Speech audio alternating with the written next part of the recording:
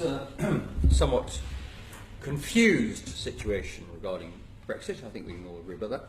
And there is the distinct possibility of a no deal, which let's leave that to one side. However, this would have implications obviously for you. Now, the government says that it's already seeking to negotiate bilateral agreements with our neighbours in France, Belgium and Ireland and the Netherlands. And we will continue to cooperate with our European partners as it is in everyone's interest that we do so.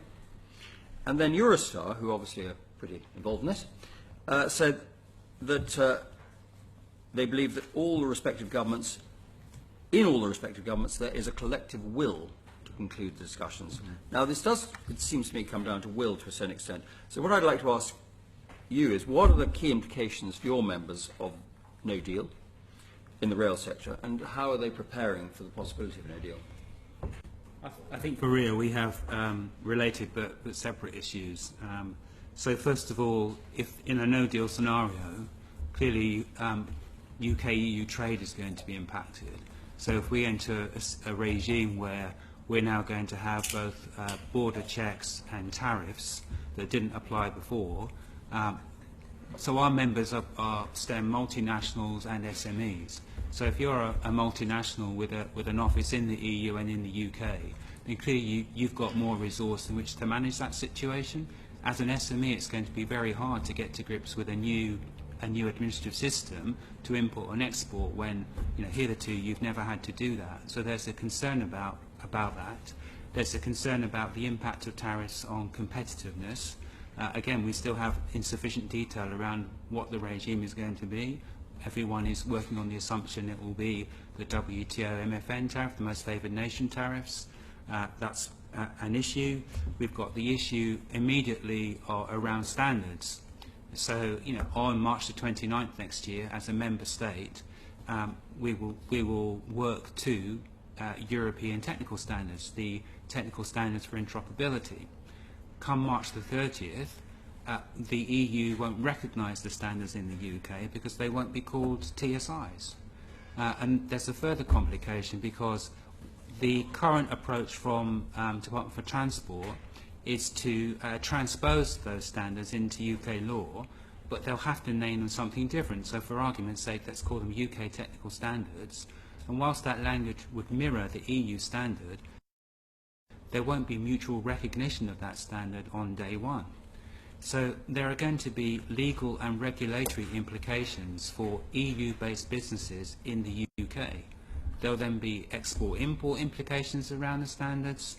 So, there's a lot of uncertainty around what the immediate impact of that will be. On the plus side for the DfT, we are expecting, as part of the government's overall approach, they're issuing the no-deal technical notices to help businesses prepare. And we understand that the rail notices are imminent, are going to be published imminently. And whilst they'll provide a level of detail, it remains to be seen whether that level of detail will actually enable us to plan how that's going to happen.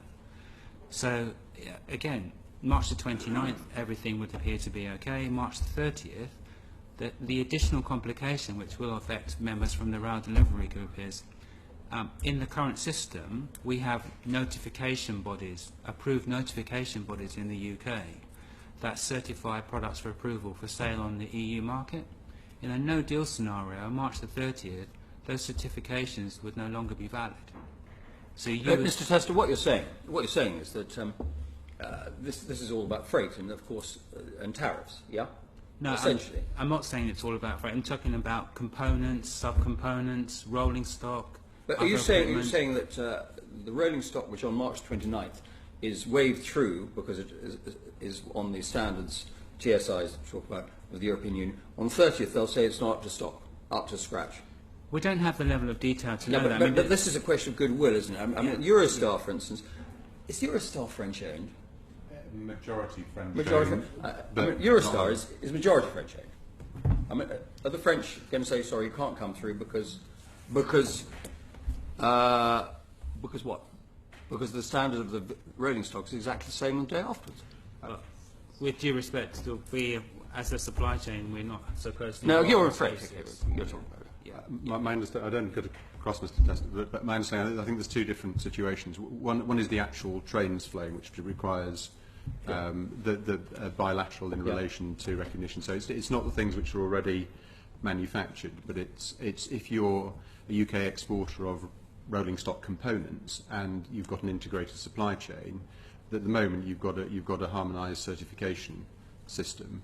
Whereas for that to continue after March 30th will require mutual recognition that the certification in the UK, albeit that you're still doing exactly the same thing with the same piece of kit to the same standards, the actual thing which joins that mutual certification together is different. So can you then put whatever particular component is into unified things with parts that are coming from France, Germany, whatever it happens to be. So I think that there's two different things to be distinguished.